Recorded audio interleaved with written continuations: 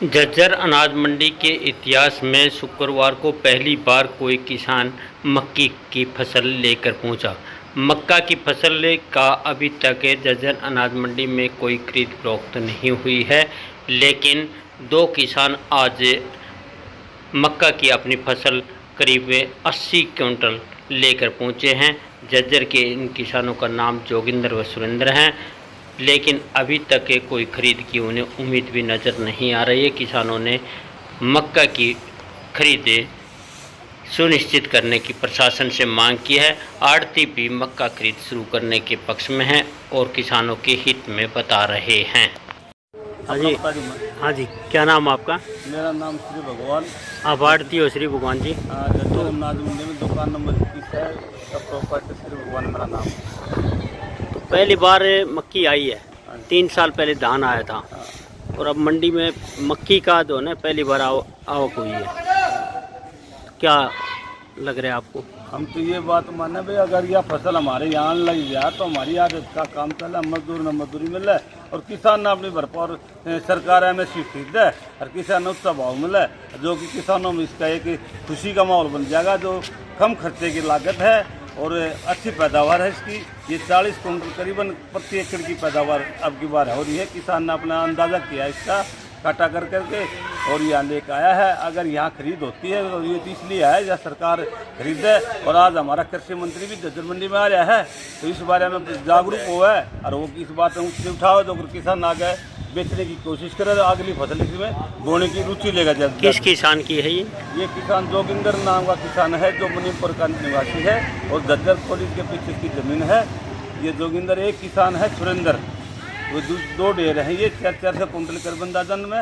ये दोनों किसान अपने यहाँ लेकर आए हैं। अगर इसने अच्छा भाव मिला है यहाँ खरीद आ जाए तो ये लेकर आए हैं नज़दीक की मंडी करके।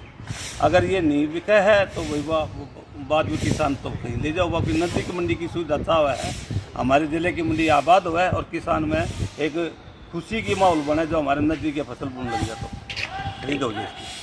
हाँ जी, चांद सिंह जी, कितनी मक्की आई है? पहली बार मक्की आई है?